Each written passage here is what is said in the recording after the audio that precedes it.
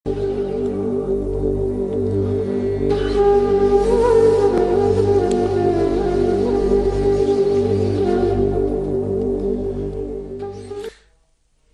اللہ الرحمن الرحیم نحمدہ ونصلی علی حبیبہ الکریم اما بعد فاعوذ باللہ من الشیطان الرجیم بسم اللہ الرحمن الرحیم فآتینا الذین آمنوا منہم اجرہم صدق اللہ العظیم۔ ناظرین، پروگرام ازالہ شبہات میں اللہ تعالیٰ کی رحمت سے آپ کی خدمت میں حاضر ہوں اور مسئلہ بدعت پر گفتگو کر رہا ہوں۔ گزشتہ پروگرام میں میں نے آپ کے سامنے یہ بیان کیا تھا کہ ہمارے وہ اعمال صالح اور عمل خیر جو قرآن و سنت کی روشنی میں ہوتے ہیں، لیکن وہ اپنی حیت اور اپنی قضاء کے اعتبار سے وہ ایک نئے فارم میں ہوتے ہیں زمانے کے حالات کے سبب سے، مگر ان کی اصل قرآن و سنت میں موجود ہوتی ہے۔ ان پر جب ہم وہ کام کرتے ہیں تو سوال کیا جاتا ہے کہ یہ کام صحابہ سے دکھائیں۔ تو میں نے اس وقت چند حوالہ جات عرض کیے کہ اگر کوئی ہم صحابی سے دکھا بھی دیں تو ہمارے شبہ ڈالنے والے دوست تو سرے سے اس کو پھر بھی نہیں مانتے۔ اس کی مثالیں میں نے آپ کو دیں۔ اب اللہ تعالیٰ کی رحمت سے انشاءاللہ میں اس کے قریب پہنچ رہا ہوں کہ جن مسائل کو ہمارے شبہ ڈالنے والے براہ راست بدعت کا نام دیتے ہیں اور ان اعمال کو کرنے والے کو گمراہ، بدعتی اور جہنمی کہتے ہیں، اور بسا اوقات تو وہ کافر اور مشرک بھی کہتے ہیں، اس لیے کہ وہ کہتے ہیں کہ ان کاموں کا خدا رسول نے اس فارم میں کرنے کا حکم نہیں دیا، تو تم نے نئی شریعت ایجاد کر لی، نیا قرآن گھڑ لیا، نئی حدیث گھڑ لی، نعوذ باللہ، تو اس معنی میں تم دائرہ اسلام سے خارج ہو گئے ہو۔ تو پھر وہ کفر شرک پر جاتے ہیں، اور اگر وہ کسی غصے کی حالت میں نہ ہو تو پھر گمراہ اور بدعتی تک ان کی بریک سٹاپ ہو جاتی ہے اور لگ جاتی ہے۔ آج میں آپ کے سامنے ایک بات یہ عرض کرنا چاہتا ہوں، اس سے پہلے کہ میں ان جن اعمال کو وہ کہتے ہیں کہ یہ بدعہ ہیں، ان کی حقیقت کیا ہے اور ان کے بارے میں اہل علم کا فتویٰ کیا ہے، قرآن و سنت سے ان کے بارے میں کوئی ثبوت ہے کہ نہیں، وہ مسئلے یہی ہیں، ختم قرآن کا، میلاد کا اور عرس کا اور لا الہ الا اللہ ذکر کرنے کا، بس یہی 4-5 مسئلے ہیں، یہ انہی کے اوپر ہی، اور علماء ہمیشہ اس پر لکھتے ہیں، جواب دیتے ہیں، مگر وہ اس کو بدعت کا نام دیتے ہیں۔ آج میں آپ کے سامنے ایک یہ بات عرض کرنا چاہتا ہوں کہ پہلے یہ میں بتا دوں کہ بدعت جو ہے وہ صرف نئے کام کو نہیں کہتے، بلکہ بدعت وہ ہے جو قرآن و سنت کے خلاف کام ہو، اس کو بدعت کہتے ہیں۔ ہاں، لغوی طور پر ایک نیا کام نئے فارم میں، نئے حیت میں ہو اور وہ قرآن و سنت کے مخالف نہ ہو تو اس کو بدعت کہا جا سکتا ہے، اور وہ غلط نہیں ہوتا۔ جس طرح سے حضرت عبداللہ بن عمر رضی اللہ تعالی عنہ نے، بخاری مسلم میں ہے کہ اکٹھے ہو کر صبح کے وقت چاشت کی نماز پڑھنے کو بدعت کہا، اور وہ بدعت حسنہ تھی۔ تو صرف ایک بدعت حسنہ ہوتی ہے اور ایک بدعت سیئہ ہوتی ہے۔ تو صرف بدعت کہنے سے کوئی بندہ نہ گمراہ ہوتا ہے، نہ جہنمی ہوتا ہے، نہ وہ دائرہ اسلام سے خارج ہوتا ہے۔ ہاں، اگر کوئی اعتقاد کے اندر ایسی بدعت کسی نے ایجاد کی جس کا تعلق اعتقادیات سے ہو، جس کی میں مثالیں پیچھے دے چکا ہوں، جیسے عمر بن لوہی کی تھی، سامری کی تھی، یا خوارج کی کچھ بعض فرقوں کی، ان کے وہ بدعتیں تھیں کہ انہوں نے سورہ یوسف کے چند رکوعوں کا انکار کر دیا کہ اس کے اندر تو محبت کے قصے ہیں، یہ قرآن نہیں ہو سکتا، نعوذ باللہ، یا کوئی نیا کعبہ بنا لے، نیا نبی بنا لے، تو وہ کام ہے جن کا تعلق اعتقاد سے، اس سے دائرہ اسلام سے بندہ خارج ہو جاتا ہے۔ مگر قرآن کریم کی تلاوت کرے اور آخر میں صدق اللہ العظیم کہہ دے، کیا اس سے گمراہ اور بدعتی اور جہنمی ہوتا ہے کہ نہیں؟ یہ باتیں میرے موضوع سے متعلق ہے۔ تو آج میں آپ کو لفظ بدعت کا تھوڑا سا معنی بیان کرنا چاہتا ہوں کہ علماء امت اس کے بارے میں کیا کہتے ہیں، اور پھر اس کے اوپر اگر ٹائم ہوا تو میں نبی کریم صلی اللہ علیہ وسلم کی ایک حدیث بھی اس کے اوپر جو مسلم کے سے میں پڑھوں گا، اس پر بھی کچھ گفتگو انشاءاللہ ہوگی، اور 1-2 تاریخی باتیں میں آپ کی خدمت میں آج کے پروگرام میں بدعت کے حوالے سے عرض کرنا چاہتا ہوں۔ پہلے یہ سن لیں کہ حضرت عیسیٰ علیہ الصلاۃ والسلام کے حواریوں نے جو نیک کام شروع کیا تھا، اللہ تعالیٰ نے اس کے بارے میں فرمایا وَرَحْفَانِيَّةً ابْتَدَعُوهَا مَا كَتَبْنَا عَلَيْهِمْ إِلَّا ابْتِغَاءَ رِضْوَانِ اللَّهِ۔ انہوں نے ایک بدعت کا کام وہ شروع کیا جو اللہ نے کرنے کا حکم نہیں دیا تھا۔ تو جب اللہ نے کرنے کا حکم نہیں دیا تھا تو عیسیٰ علیہ السلام نے بھی نہیں دیا تھا، نہ عیسیٰ علیہ السلام نے دیا نہ خدا نے دیا۔ ما کتبنا علیہم، اللہ فرماتا ہے میں نے فرض نہیں کیا، انہوں نے وہ خود رہبانیت ابتدعوہا، رہبانیت کی بدعت کو خود ایجاد کیا۔ اب رہبانیت جائز ہوتی ہے کہ نہیں، اس وقت میں اس مسئلے سے بحث نہیں کر رہا، یہ ہے کہ انہوں نے نیا کام شروع کیا، اور اللہ تعالیٰ فرماتا ہے فما رعوہا حق رعایتہا، جب انہوں نے وہ کام شروع کیا تو بعد میں آنے والے لوگ دو گروہوں میں تقسیم ہو گئے، کچھ تو وہ تھے جو اس کی ریکوائرمنٹ کو پورا کر سکے اور کچھ وہ تھے جو اس کی ریکوائرمنٹ کو پورا نہ کر سکے۔ تو جنہوں نے ریکوائرمنٹ کو پورا کیا اللہ تعالیٰ نے ان کو اجر عطا فرمایا، اور جنہوں نے ریکوائرمنٹ کو پورا نہ کیا وہ کثیر منہم فاسقون، ان کو اس کا اجر نہ ملا، وہ فاسق بن گئے۔ اس آیت کی تفسیر میں علامہ قرطبی فرماتے ہیں کہ حضرت ابو امامہ رضی اللہ تعالیٰ عنہ نے صحابہ کے مجمع میں، تابعین کے مجمع میں یہ تقریر فرمائی۔ اسی آیت کی تفسیر میں وہ فرماتے ہیں، امام قرطبی نے لکھا کہ انہوں نے کہا لوگوں سن لو، اللہ تعالیٰ نے رہبانیت فرض نہیں کی تھی ان صالحین پر جو حضرت عیسیٰ علیہ السلام کی امت کے اولیاء اللہ تھے، انہوں نے ایک خود بدعت ایجاد کی، مگر اس پر وہ ان میں سے کچھ لوگ قائم نہ رہ سکے، اللہ تعالیٰ نے ان پر سختی فرمائی، اور اللہ تعالیٰ کی ذات نے ان کو پسند نہ کیا کہ اس پر قائم نہ رہ سکے، اس کے حقوق پورے نہ رہ سکے، انہوں نے بھی کوئی بدعت ایجاد کی تھی، تم نے بھی یہ تراویح ہر روز پڑھنے کی بدعت ایجاد کر لی ہے۔ یہ رسول اللہ صلی اللہ علیہ وسلم نے یا اللہ تعالیٰ نے اس کا ہر روز جماعت کے ساتھ پڑھنے کا حکم نہیں دیا تھا، تم نے یہ بدعت خود ایجاد کر لی ہے، تو اس پہ قائم رہنا، کہا یہ بدعت تم نے ایجاد کر لی ہے، اس پہ قائم رہنا، اس کے حقوق کو پورے کرتے رہنا، ورنہ اللہ کی ناراضگی تم پر بھی اسی طرح سے آ جائے گی جس طرح سے بنی اسرائیل کے ان راہبوں پر اللہ کی ناراضگی آ گئی، اور خداوند اللہ تعالیٰ ان پر ناراض ہوا جنہوں نے بدعت شروع کی مگر اس کے حقوق پورے نہ کیے۔ علامہ قرطبی کی یہ پوری تقریر اس آیت کی تفسیر میں ہے، اگلے پروگرام میں انشاءاللہ وہ پڑھ کر بتاؤں گا۔ آج میں نے اس کا حوالہ اس لیے دیا ہے کہ وہ میں نے بگننگ میں آیت تلاوت کی تھی، تو اس سے ہمیں یہ سبق ملتا ہے قرآن کی آیت سے کہ نیا کام اگر کوئی بندہ شروع کرے اور وہ کام خدا رسول نے حکم نہ دیا ہو مگر ہو رضا الہی کی خاطر، ہو دین کا کام، ہو دین کی اشاعت کا کام، ہو قرب الہی کا کام، تو وہ کام پر اللہ اجر عطا فرماتا ہے جب کہ اس کے حقوق کو پورا کیا جائے۔ اور ابو امامہ نے فرمایا یہ تم نے تراویح ہر روز با جماعت پڑھنے کی بدعت ایجاد کی ہے، کیونکہ نبی کریم صلی اللہ علیہ وسلم کے زمانے میں تو صرف وہ 3 دن پڑھی گئی تھی، تو وہ اس کو بدعت کے نام سے کہہ رہے ہیں، تو اس کا مطلب ہوا صرف لفظ بدعت آنے سے بندہ نہ گمراہ ہوتا ہے، نہ جہنمی ہوتا ہے، نہ رد بدعات میں وارد ہونے والی احادیث کا ان پر اطلاق ہوتا ہے، وہ تو اور لوگوں پر اطلاق ہوتا ہے جن کی تفصیل میں پیچھے بیان کر چکا ہوں، اور اگر آج وقت ہوا تو کچھ اس کا حصہ میں جو ہے انشاءاللہ بیان کروں گا۔ اب میں بدعت کا معنی ایک بیان کر دوں، پھر اس کے بعد اگلی باتیں کرتے ہیں۔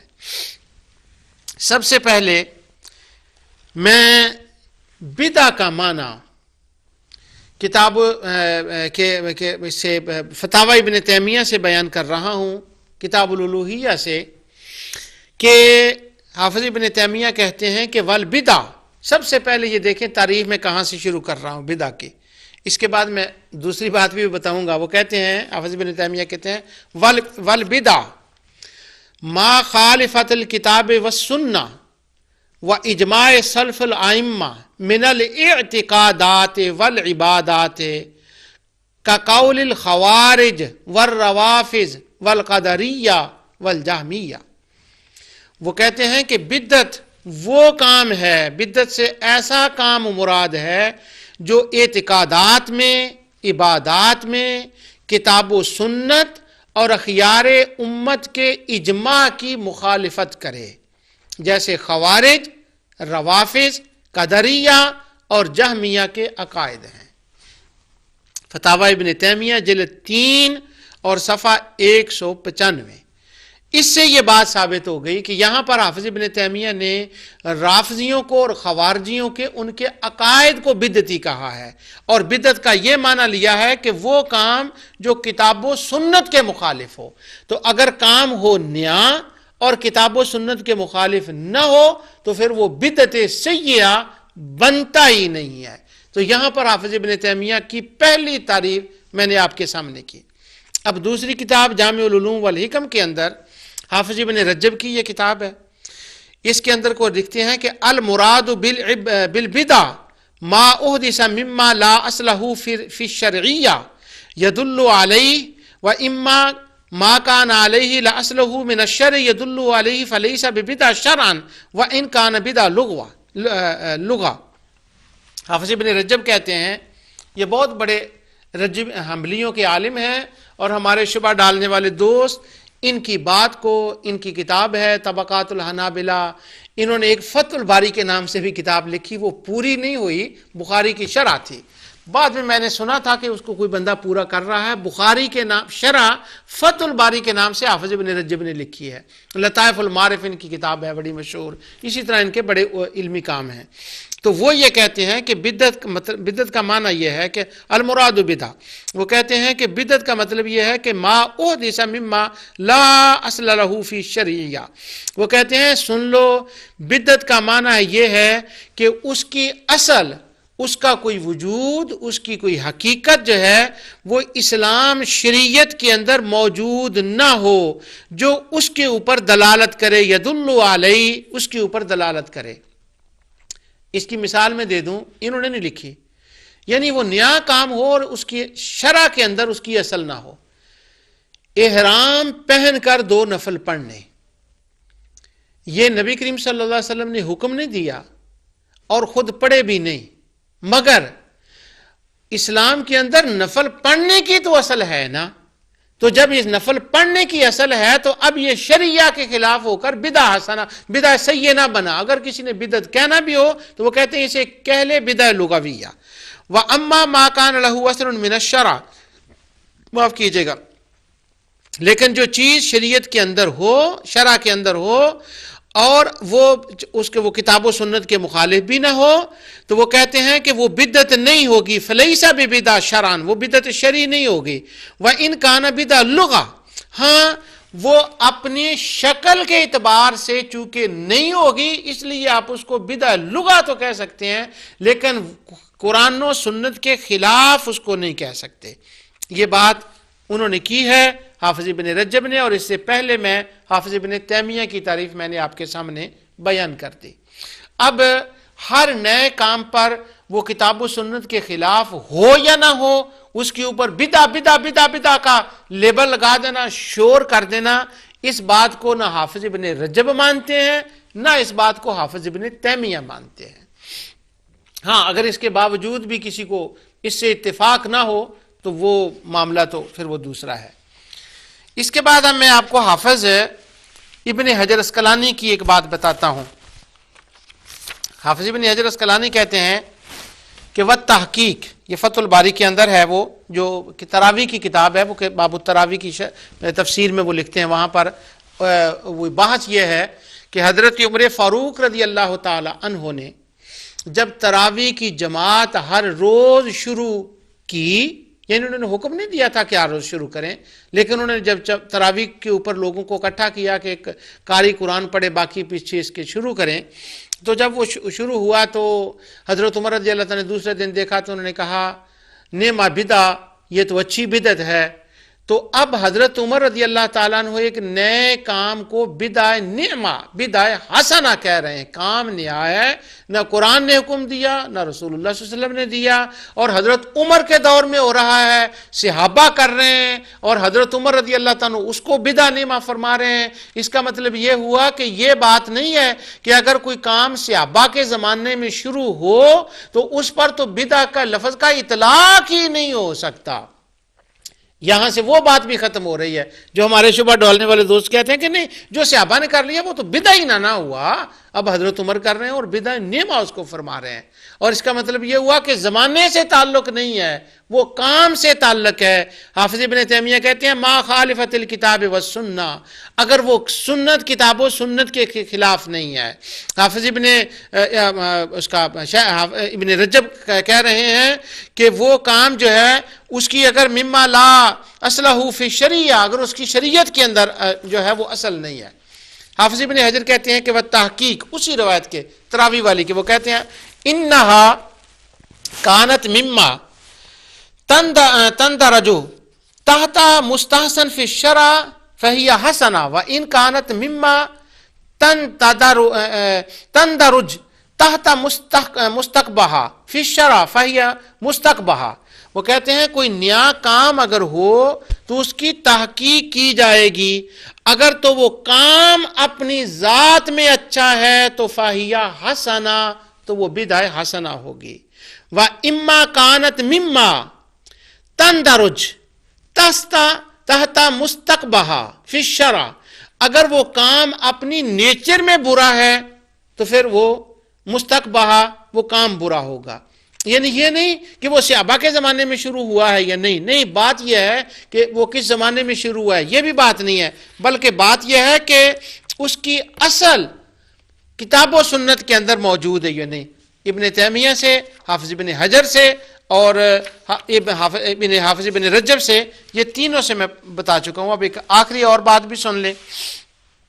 امام بدر الدین عینی نے اسی حدیث کی روایت کی شرح میں لکھی ہے کہ البدع فی الاصل لا احداث امر لم یکن فی زمن رسول اللہ صلی اللہ علیہ وسلم ثم البدع علی نوعین ان کانت مما یندرج تحت مستحسن فی شرع فہی بدع حسنہ و ان کانت مما یندرج تحت مستقبہ فی شرع فہی بدع مستقبہ۔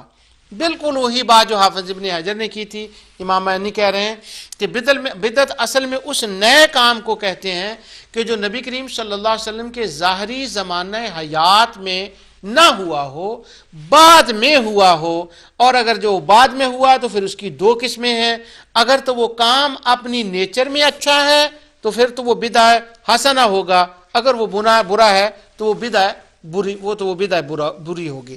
اب ایک یہ کام ہے جو اہل علم نے جس بدعہ کا معنی بیان کیا ہے، اور ایک وہ کام ہے جو ہمارے دوست اس بدعہ کا معنی بیان کر رہے ہیں۔ اس سے پہلے میں اگلے دوسرے حوالہ جات آپ کو بتاؤں، یہ بات میں آپ کو بتا دوں کہ مسلمان جو صالحین کار خیر کرنے والے ہیں اور ان کا کام قرآن و سنت کے خلاف نہیں ہوتا، ان کو بدعتی کہنا اور ان کو کہنا یہ بات درست نہیں ہے۔ اب تھوڑی سی میں آپ کو اس کی تاریخ بتانا چاہتا ہوں۔ یہ وہ بات ہے جو میں زور دے کر آپ کے سامنے بیان کرنا چاہتا ہوں کہ کام ہو خیر کا، کتاب و سنت کے خلاف نہ ہو، اور پھر اس کا بدعہ کی رٹ لگا دینا، اور یہ بھی نہ دیکھنا کہ یہ بدعہ حسنہ ہے یا بدعہ سیئہ ہے، اس کی تقسیم کیے بغیر کام کرنے والوں کو، مسلمانوں کو بدعتی کہہ دینا، یہ بات اچھی نہیں ہے۔ اور اس کی تاریخ کیا ہے، اب میں اس کی تاریخ آپ کو بتانے لگا ہوں۔ مسلمانوں کو بدعتی کہنا، وہ مسلمان اور ان کو بدعتی کہنا، اور ان پر احداث کا لفظ کہنا، مبتدع کہنا، مسلمانوں کو کہنا، اور وہ کام بھی نیک ہو، اس کی تاریخ کیا ہے؟ آؤ میں آج اس کی آپ کو تاریخ بتاتا ہوں۔ یہ کتاب ہے میرے ہاتھ میں، اس کتاب کے اکثر میں حوالے آپ کو دیتا رہتا ہوں، اس کے تو نام یاد ہو گیا ہوگا آپ کو، اقتضاء الصراط المستقیم فی مخالفت اصحاب الجحیم، اور اس کے مصنف کا نام اوپر لکھا ہوا ہے شیخ الاسلام تقی الدین احمد بن تیمیہ۔ حافظ ابن تیمیہ کی کتابیں جانتے ہیں، میں آپ کو کیا بتاؤں، وہ جو اوپر لکھا ہوا تھا میں نے وہ ذرا پڑھ کر بتا دیا آپ کو۔ بدعت، مسلمانوں کو بدعتی کہنا، صالحین کو بدعتی کہنا، اس کی تاریخ حافظ صاحب لکھ رہے ہیں۔ وہ کہتے ہیں ہوا یہ کہ نبی کریم صلی اللہ علیہ وسلم کے صحابہ نے جب حبشہ میں ہجرت کی، وہ حبشہ چلے گئے، مشرکین نے ان کو تنگ کیا تو چلے گئے ہجرت کر کے۔ وہاں عمرو بن عاص جو بعد میں مسلمان ہو گئے رضی اللہ عنہ بعد کے اعتبار سے. مشرکین نے کہا کہ تمہارے وہ دوست ہیں شاہ نجاشی، تم ان کے پاس جاؤ، ان کو گفٹیں دو اور مسلمانوں کو واپس لے آؤ. تو عمر بن عباس نے کہا میں واپس لے آتا ہوں. اب عمر بن عباس وہاں جاتا ہے اپنی گفٹیں لے کر. وہاں جو اس نے کلام کیا ہے شاہ نجاشی سے وہ بڑا سننے والا ہے. میں ساری وہ جو سیرت کے اندر باتیں ہیں میں وہ نہیں لا رہا، صرف میں بدعت کی تاریخ آپ کو بتانے لگا ہوں. تو حافظ ابن تیمیہ کہتے ہیں وہ گیا وہاں پر بندہ جو تھا، کما قالت رسل قریش للنجاشی ان اصحاب النبی صلی اللہ علیہ وسلم المہاجرین الی الحبشہ. حضور کے وہ صحابہ مہاجرین جو حبشہ میں ہجرت کر کے چلے گئے تھے. میں آپ کو کہتا ہوں ذرا ایکسٹرا اپنی جو ہے نا وہ پے کریں، آپ اپنی توجہ ایکسٹرا پے کریں اس حوالے کے اوپر. تو یہ نجاشی کے پاس جاتا ہے اور جا کر ان کو کہتا ہے کہ انہیں واپس دے دو، یہ تو ہمارے باغے ہوئے غلام ہیں، اور ان پر مختلفات کے الزامات لگائیں. اور پھر آگے جو حافظ ابن تیمیہ کے الفاظ ہیں وہ میں بتا رہا ہوں. وہ کہتا ہے ان ہؤلاء خرجوا من دین آبائہم، یہ وہ لوگ ہیں جنہوں نے اپنے باپ دادے کے دین کو چھوڑ دیا. اب عمر بن عاص کی گفتگو کا بھی تھوڑا سا میں سٹائل آپ کو بتانا چاہتا ہوں. اس نے کہا ایک تو یہ ان پر ایک تو الزام یہ ہے کہ انہوں نے اپنے باپ دادے کے دین کو چھوڑ دیا اور باغ کے آپ کے پاس آ گئے. اور پھر وہ کہنے لگا اگر انہوں نے اپنے باپ دادے کے دین کو چھوڑنا ہی تھا تو ان کو کیا چاہیے تھا؟ وہ کہتا ہے وَلَمْ يَدْخُلُوا فِي دِينِ الْمَلِكِ، تو بادشاہ اگر انہوں نے چھوڑنا ہی تھا تو یہ بادشاہ یعنی تمہارے دین میں آ جاتے. یہ بات کر کے اصل میں عمر بن العاص اس وقت بادشاہ کا دھیان اس طرف دلانا چاہتا تھا کہ اگر انہوں نے باپ دادے کا دین چھوڑنا تھا تو تمہارے پاس آ جاتے، تاکہ بادشاہ کے دل میں ان مسلمانوں کے خلاف ڈبل غصہ آ جائے. ایک تو انہوں نے باپ دادے کا دین چھوڑا اور پھر بادشاہ کے دین کو بھی قبول نہیں کیا، میرے پاس آ گئے اور میرا دین قبول نہیں کیا اور میرے ملک میں پناہ لینے لگے. تو وہ کہتا ہے ان ہؤلاء خرجوا من دین آبائہم ولم يدخلوا فی دین الملک. یہ تو وجاؤ بدین، یہ تو انہوں نے تمہارا وہ جاؤ میں نے پڑھ دیا لیکن ابھی میں پڑھوں گا نہیں، وہ اگلا جملہ بڑا انٹرسٹنگ ہے. کہنے لگا انہوں نے باپ دادے کا دین چھوڑ دیا، تمہارے دین میں بھی نہیں آئے، یہ لوگ برے ہیں، فلاں ہیں، جتنے الزامات تھے وہ لگائے. اور جب اس کا دل اس سے بھی ٹھنڈا نہ ہوا، ساری باتیں کر دیں، تو عمر بن عاص جو مشرکوں کا نمائندہ بن کر کھڑا ہوا تھا آج مسلمانوں کے خلاف کھڑا ہوا ہے، حبشی دربار میں کھڑا ہوا ہے. اب جب اس نے سارے الزام لگا دیے اس کا دل ٹھنڈا نہیں ہوا. اب اپنا آخری تیر وہ پھینک رہا ہے، آخری تیر چلا رہا ہے اور اپنے دل کو ٹھنڈک پہنچا رہا ہے اور آخری جملہ کہہ کے اپنے دل کو ٹھنڈا کر رہا ہے. اور وہ کہتا ہے وَجَاءُوا بِدِينٍ مُحْدَثٍ لَا يُعْرَفُ. وہ کہتے ہیں بادشاہ سلامت یہ تو سارے ہیں ہی بدعتی، یہ تو احداث کرنے والے ہیں، یہ تو محدث ہیں، یہ تو بدعتی ہیں، یہ تو سارے لوگ ہی بدعتی ہیں، یہ تو بدعتی لوگ ہیں. مسلمان حضور نبی کریم صلی اللہ علیہ وسلم کے غلام، صحابہ، توحید کو ماننے والے، رسالت کو ماننے والے، آخرت کو ماننے والے اور آقا دو جہاں صلی اللہ علیہ وسلم کی محبت کا اظہار کرنے والے، دین کی خاطر اپنا ملک چھوڑنے والے اور شاہ نجاشی کے پاس آنے والے. اور وہ ان کا کہتا ہے کہ یہ تو لوگ ہیں ہی بدعتی. یہ پہلی مرتبہ تاریخ اسلام میں ہوا تھا کہ کسی بندے نے مسلمانوں کو بدعتی کہا، آقا کے غلاموں کو بدعتی کہا اور یہ کہا اس طرح سے حقارت سے ان کو بدعتی کہا. اگر آج کوئی بدعتی کہے صدق اللہ العظیم پڑھنے والے کو، تلاوت ختم کرے تو صدق اللہ العظیم پڑھے تو اس کو بدعتی کہے، نبی کریم صلی اللہ علیہ وسلم کے میلاد کا دن آئے تو وہ مسرت کا اظہار کرے جائز طریقے سے. اب جب میں میلاد پر بات آؤں گا تو وہ جو غلط باتیں ہیں ان کی انشاءاللہ میں اس پروگرام میں نشاندہی کروں گا، پر آج نہیں. صرف میں اتنا کہہ رہا ہوں کہ حضور کی آمد پر وہ مسرت کا اظہار کرے، لوگوں کو اکٹھا کر لے، آقا دو جہاں صلی اللہ علیہ وسلم کی صورت و سیرت کو بیان کرے. لوگ کہتے ہیں صرف سیرت کو بیان کرو، صورت کو نہیں، وہ صورت و سیرت کو بیان کرے. سیرت کی بھی شان ہے اور سورت کی بھی شان ہے. سورت کا بھی قرآن میں بیان ہے, سیرت کا بھی قرآن میں بیان ہے, سورت کا بھی احادیث میں بیان ہے, سیرت کا بھی احادیث میں بیان ہے. اگر وہ بیان کرے تو وہ بدعتی ہو گیا, وہ کل بدعت دلالۃ کل دلالۃ فی النار ہو گیا, وہ جہنمی ہو گیا, اور اس کے اوپر انہیں حدیث کا اطلاق ہو گیا. یہ تاریخ میں آپ کو بتا رہا ہوں کہ مسلمانوں کو کب بدعتی کہا گیا. اب دوسرا حوالہ میں آپ کو بتا رہا ہوں.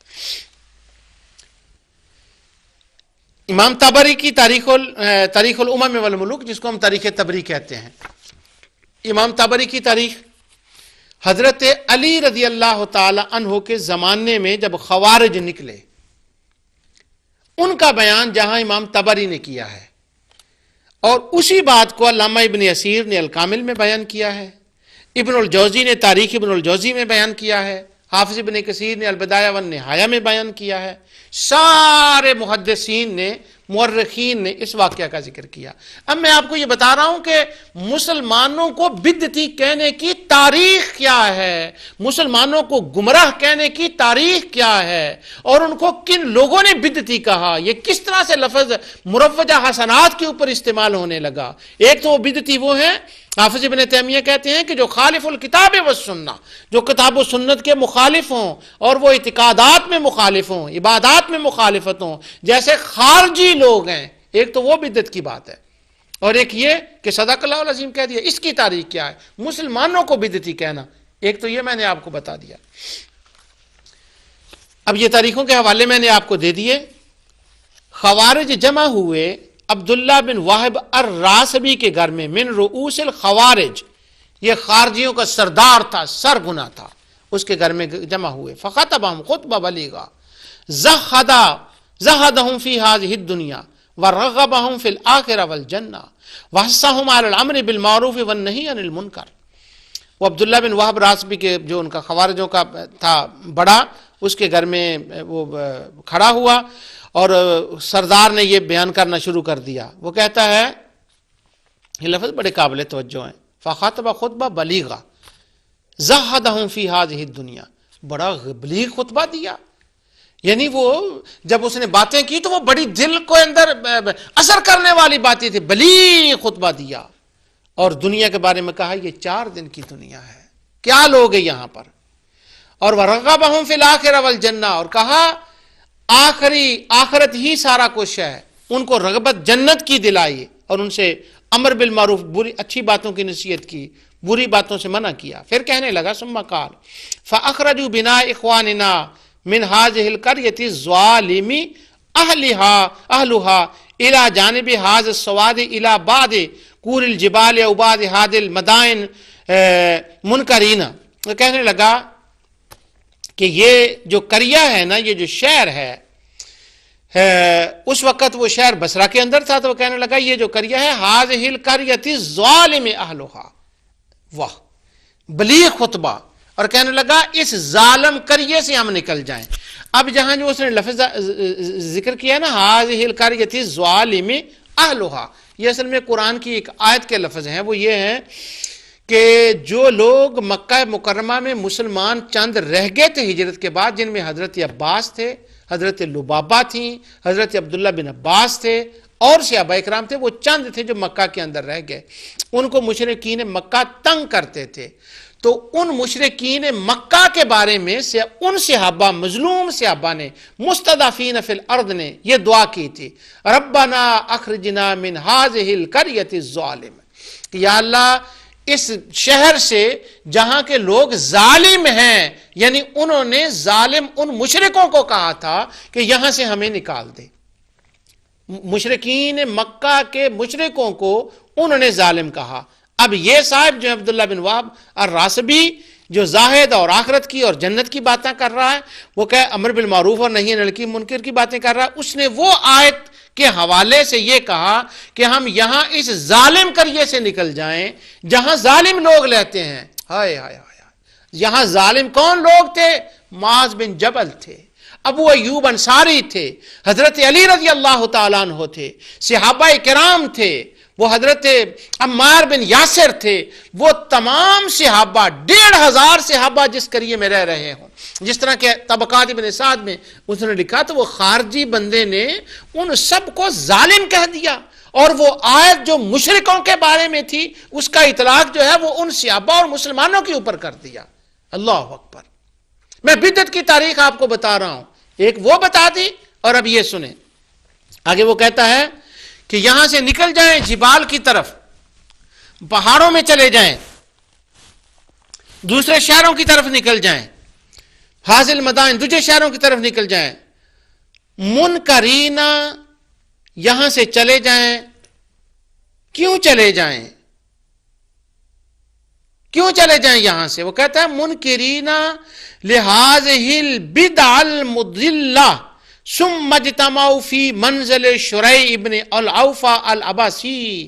اس نے کہا کہ لوگوں یہ ہے ظالموں کا شہر, یہاں بدعتی لوگ رہتے ہیں, اور ہم پر واجب ہے کہ ہم گمراہ کرنے والی بدعتوں سے انکار کریں. تو ان بدعتی لوگوں سے نکل کر, ظالم لوگوں سے نکل کر ہم دور چلے جائیں. اگر میں اپنی بات آپ کو سمجھا سکا ہوں تو پہلی بار مسلمانوں کو بدعتی عمرو ابن عاص نے نجاشی کے دربار میں کہا تھا, اور دوسری بار مسلمانوں کو بدعتی عبداللہ بن وہب الراسبی من رؤوس الخوارج نے وہاں کہا تھا حضرت علی اور صحابہ, اور ان کو بدعت المضلہ. اور انہوں نے کہا کہ اپنے ذہن میں وہ خوش ہو رہا تھا کہ منکرینا, ہم انکار کر رہے ہیں ان بدعتوں کا. سبحان اللہ. صحابہ کو بدعتی کہنا, مسلمانوں کو بدعتی کہنا, نیک کام کرنے والوں کو بدعتی کہنا, اور یہ بات کرنی. اصل میں تو ہونا تو یوں چاہیے تھا کہ یہ خود بدعت ہے. مسلمانوں کو بدعتی کہنا یہ مشرکوں کا وتیرہ ہے, مسلمانوں کو بدعتی کہنا یہ خارجیوں کا کام ہے, یہ بدعت ہے. یعنی جس کام کو بدعت کہنا چاہیے زمانے میں اس کو کوئی بدعت کہنے والا نہیں ہے. اور رسول اللہ صلی اللہ علیہ وسلم کی آمد پر خوشی کا اظہار جائز طریقے سے حدود شریعہ کے اندر رہتے ہوئے کرنے والے کو بدعتی کہا جا رہا ہے, اور تلاوت کلام پاک کرے اور اس کے آخر میں صدق اللہ العظیم کہے اس کو بدعتی کہا جا رہا ہے. ان سب دنیا سے انصاف ختم ہو گیا, کوئی بولنے والا نہیں, کوئی بتانے والا نہیں کہ بدعتی کس کو کہتے ہیں. وہ کہتے ہیں بدعتی وہ ہے, اصل تو یہ بدعت ہے. اس کے بارے میں تو یہ تاریخ بدعت ہے جو میں نے آپ کے سامنے بیان کی ہے. بدعت وہ نہیں ہے کہ جو ایک نئے فارم میں کوئی کام کرے اور وہ کام صحابہ نے نہ کیا ہو, بلکہ بدعت وہ ہے کہ جو کام ایسا ہو, جو کام نبی کریم صلی اللہ علیہ وسلم کے حکم کے خلاف ہو, وہ قرآن کے حکم کے خلاف ہو, اس کو ہم کہیں گے کہ یہ ہے. یہ ایک دوسری بات میں آپ کو یہاں چلتے چلتے بتا دوں. ان خوارج نے ان مسلمانوں کو, صحابہ کرام کو بدعتی کہا, ان کو ظالم کہا. اور یہ وہ لوگ تھے, یہ دوبارہ بھی حوالہ کوئی بات نہیں, میں پیچھے پڑھ آیا ہوں اس کا. حافظ ابن کثیر نے اس کا ذکر کیا. وہ کہتے ہیں, ان کی کتاب سے میں پڑھ رہا ہوں, کہتے ہیں ان علی بینہما هو یخطب یوما اذا قام الیہ رجل من الخوارج فقال یا علی اشرکت فی دین اللہ الرجال ولا حکم الا للہ فتنادوا من کل جانب. ایک بندہ خارجی حضرت علی رضی اللہ عنہ تقریر فرما رہے تھے, ایک خارجی کھڑا ہوا, اس نے آ کر حضرت علی رضی اللہ عنہ کو کہا کہ یا علی اشرکتا, تو نے شرک کیا ہے. یہ شرک کا فتویٰ اور بدعت کا فتویٰ مسلمانوں کے اوپر, حضور کے خادموں کے اوپر, حضور کے غلاموں کے اوپر لگانے والا کون ہے؟ یہ خوارج ہیں جنہوں نے اس بدعت کا ایجاد کیا. اور حافظ ابن تیمیہ نے کہا ہے کہ قال الخوار والے بدع, آگے کہتے ہیں قول الخوارج, جس طرح خوارج کے عقائد ہیں. یہ دیکھیں حضرت علی کو وہ بدعتی کہہ رہے ہیں. یار ہم میں اتنی بھی بات نہیں, کوئی بندہ صرف اتنی بات کہہ دے کہ یار یہ جو مسلمانوں کو مشرک کہنا, بدعتی کہنا, یہ تو خود بدعت ہے, اور وہ خارجی ہیں. لوگ پوچھتے ہیں خارجی کہاں ہیں, مجھے فون کرتے ہیں کہ آپ اپنے پروگرام ازالہ شبہات میں خارجیوں کا بڑا نام لیتے ہیں. یہ کہاں لوگ رہتے ہیں, کس شہر میں رہتے ہیں؟ یعنی ان کو غصہ آتا ہے خارجیوں پر. وہ کہتے ہیں کہاں, ترکی میں رہتے ہیں, بنگلہ دیش میں رہتے ہیں, کس ملک میں, امریکہ میں, کینیڈا میں رہتے ہیں. تو آپ تلاش کریں کہاں رہتے ہیں. جو مسلمانوں کو مشرک کہیں, جو مسلمانوں کو بدعتی کہیں، ان کے کاموں کے خلاف ہوں، حافظ ابن تیمیہ کہتے ہیں خوارج تلاش کر لو۔ ایک تو ہمیں تلاش کرنے کی بڑی مصیبت ہے، نظر نہیں آتا۔ ہمارے اپنے جو دوست ہیں میرے جاننے والے، ان پر مجھے یہ شکایت رہتی ہے کہ وہ مجھے فون کر کے پوچھتے ہیں کہ اچھا یہ بتائیں وہ خارجی کہاں رہتے ہیں جنہوں نے حضرت علی کو کہا تھا کہ وہ تم نے شرک کیا، جو مسلمانوں کے اوپر شرک کا فتویٰ لگاتے ہیں کہاں رہتے ہیں؟ یعنی اب میں ہر محلے اور گلی میں جاؤں اور تلاش کر کے بتاؤں؟ تو حافظ ابن کثیر کہتے ہیں اس نے کہا یا علی اشرکت فی دین اللہ، تو نے شرک کیا اللہ تعالیٰ کے دین میں، اور اللہ تعالیٰ کے سوا کسی کا حکم نہیں، ایک اللہ۔ یہ کس کو کہہ رہا ہے؟ حضرت علی کو، جیسے وہ لاکھوں خداؤں کو نعوذ باللہ مان رہے ہیں، ان کو کہہ رہا ہے لا حکم الا للہ، علی صرف ایک اللہ، صرف ایک اللہ۔ جیسے حضرت علی رضی اللہ تعالیٰ نے خدا ماننے کی انتہا کر دی ہے، نعوذ باللہ۔ معاذ بن جبل نے، عمار بن یاسر نے، حضرت ابو ایوب انصاری نے، حضرت جندب نے جو لشکر میں صحابہ کرام ہیں، یعنی وہ بہت لوگوں کو خدا مان رہے ہیں، ان کو کہا جا رہا ہے کہ شرک تم نے کیا۔ اچھا اب یہ دیکھیں خوارج وہاں اور بھی بیٹھے ہوئے تھے، تو حافظ ابن کثیر کہتے ہیں فَتَنَادَوْا مِن كُلِّ جانب، بس اتنا کہنا تھا لا حکم الا للہ، لا حکم الا للہ، ہر طرف سے آواز آنے لگی نعرہ توحید اللہ اکبر، نعرہ توحید اللہ اکبر، نعرہ توحید اللہ اکبر۔ شرک کا فتویٰ اور نعرہ توحید کا زور۔ امیر المومنین سیدنا علی رضی اللہ عنہ کہ صبر پہ قربان جائیں، کیا کریں؟ آپ خطبے میں ارشاد فجعل علی یقول ھذہ کلمۃ حق ارید بہا باطل، حضرت علی رضی اللہ تعالیٰ نے فرمایا بے شک یہ کلمہ حق ہے، لیکن جو تم اس کا معنی لے رہے ہو ظالموں یہ باطل ہے۔ تو میں آپ کو عرض یہ کر رہا ہوں کہ بدعت جو ہے وہ علماء کرام نے اس کا بیان کر دیا ہے کہ وہ بدعت کیا ہوتی ہے۔ بدعت وہ ہوتی ہے کہ جو بدعت ایسی ہو کہ جو نیا کام ہو اور قرآن و سنت کے وہ خلاف ہو، یہ اس کا اصل مسئلہ ہے۔ اب میں حافظ ابن تیمیہ سے ایک دوسری عبارت آپ کو پڑھ کر سناتا ہوں۔ یہ انہوں نے فتاوی ابن تیمیہ باب الفقہ کے اندر لکھی ہے یہ بات، ابھی جو میں آپ کو بتانے والا ہوں۔ اب ایک طرف یہ بھی ہے اور ایک دوسری طرف حافظ صاحب کا دوسرا رونا بھی ہے، وہ بھی میں رو کر آپ کو سناتا ہوں، دوسرا رونا بھی، لیکن ابھی تو چونکہ میں اپنا پوائنٹ پروف کر رہا ہوں اس لیے پہلے میں یہ بتاؤں آپ کو۔ وہ کہتے ہیں کہ اس کتاب الفقہ کے اندر اور جلد اس کی 20 ہے اور صفحہ 16 پر، دوسرے رسائل کے اندر بھی انہوں نے اس بات کا ذکر کیا۔ کہتے ہیں ومن هنا يعرف ضلال من ابتدى طريقا او اعتقادا زعم ان الايمان لا يتم الا به مع العلم بان الرسول لم يذكره وما خالف النصوص فهو بدعة باتفاق المسلمين، وما لم يعلم انه خالفه فقد لا يسمى بدعة۔ فقال الشافعي رحمه الله البدع بدعتان، بدعة خالفت کتاب و سنہ و اجماع و اثرا عن بعض اصحاب رسول اللہ صلی اللہ علیہ وسلم فهذه بدعة ضلالة، و بدعة لم تخالف شيء من ذلك فهذه قد تكون حسنة لقول عمر نعمت البدعة هذا الكلام او نحوه، رواه البیہقی۔ آگے کہتے ہیں باسناد الصحیح فی المدخل۔ یہ حافظ ابن تیمیہ کا لمبا کلام میں نے اس لیے پڑھا ہے کہ اصل میں یہ عبارت تو حافظ امام بیہقی کی ہے، لیکن اگر میں بیہقی کی روایت پڑھتا تو مجھے ایک اور طرف جانا پڑنا تھا، وہ میں بیہقی کی سند پڑھتا، پھر اس سند کے اوپر میں جرا کر اس کے کلام کا بیان کرتا کہ یہ سند صحیح ہے۔ یہاں سے میرا کام بن گیا ہے، وہ اس لیے کہ حافظ ابن تیمیہ نے لکھ کے نا آخر میں کہہ دیا کہ باسناد صحیح، کہ یہ اس کی سند صحیح ہے، لہذا بات ختم ہو گئی۔ وہ کہتے ہیں اس کلام سے لفظ دلال کا مفہوم سمجھا جا سکتا ہے اگر کسی شخص نے یہ جانتے ہوئے کہ حضور صلی اللہ علیہ وسلم نے اسے بیان نہیں کیا، کسی طریقے یا عقیدے کی ابتدا کی اس گمان سے کہ بے شک ایمان اس کے بغیر مکمل نہیں ہوتا، تو یہ بدعہ دلالہ ہے۔ سن لیں بدعہ دلالہ، بدعہ کس کو کہتے ہیں؟ کوئی بندہ یہ کام اس نیت سے کرے، اپنے ذام میں یہ اعتقاد کرے کہ ان الایمان لا یتم الا به مع العلم بان رسول اللہ صلی اللہ علیہ وسلم لم یذکرہ، وہ یہ سمجھے کہ یہ جو کام ہے نا یہ نبی کریم صلی اللہ علیہ وسلم نے نہیں کیا، لیکن اس کے بغیر تو ایمان مکمل نہیں ہوتا۔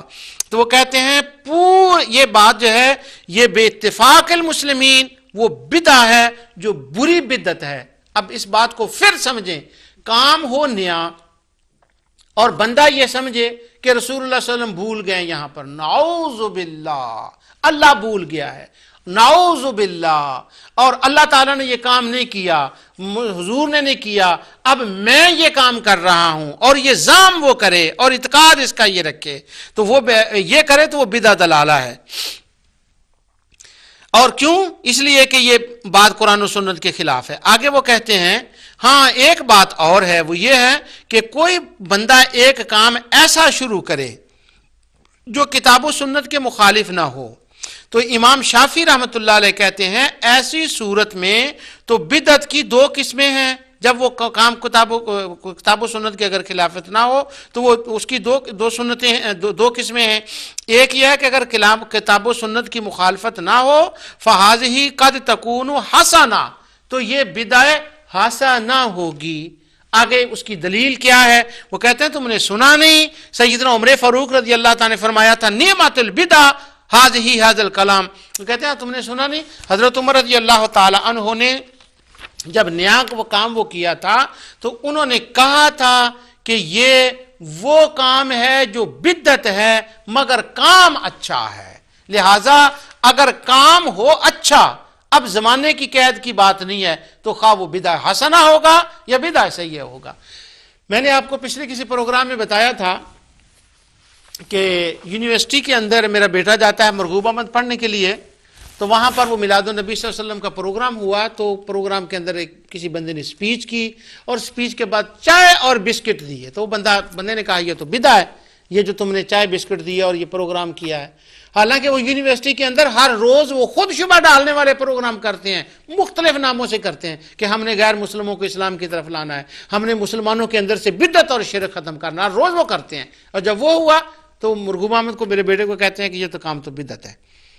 تو اس نے کہا کوئی بات نہیں، اگر بدعت ہے کہ جلسہ یونیورسٹی میں کریں اور بعد میں بسکٹ دیں اور چائے دیں، اگر بدعت تو یہ بدعہ حسنہ۔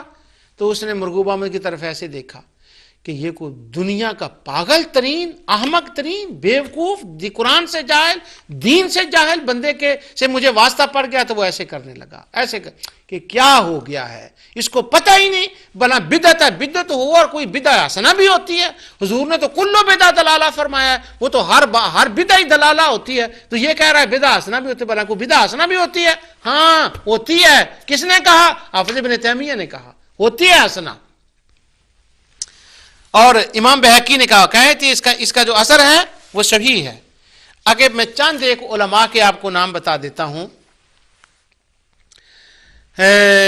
جن لوگوں نے اچھا کام جب ہو وہ قرآن و سنت کے خلاف نہ ہو تو وہ کام بدعہ حسنہ ہوتا ہے۔ اس پر چند علماء کے میں آپ کو نام تبرکاً بتا دیتا ہوں۔ ویسے یہ نام جو ہے بہت سے لوگوں نے اکٹھے کیے ہیں، بہت لوگوں نے ان ناموں کا ذکر کیا، یہ 100 نام تو تقریباً میں نے بھی اس کے اندر لکھے، اب 100 کے 100 تو میں آپ کو نہیں بتاتا۔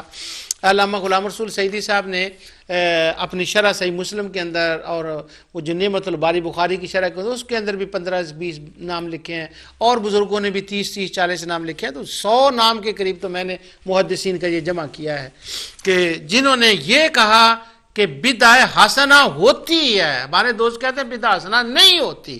اب وہ جنہوں نے کہا نا کہ بدعہ حسنہ ہوتی ہے، ان کے چند ایک کے میں نام وہ 100 کے نہیں میں پڑھوں گا، موٹے موٹے میں پڑھ دیتا ہوں جہاں جہاں نظر جاتی ہے۔ امام شافعی، امام بہقی، امام نووی، تہذیب الاسماء واللغات، حافظ ابن تیمیہ تمام رسالوں میں، علامہ ذہبی نے سیر و اعلام النبلاء کے اندر اور تاریخ الاسلام میں حرف المیم کے اندر انہوں نے ان لوگوں کے نام لکھے ہیں جنہوں نے بدعہ حسنہ کا اقرار کیا ہے۔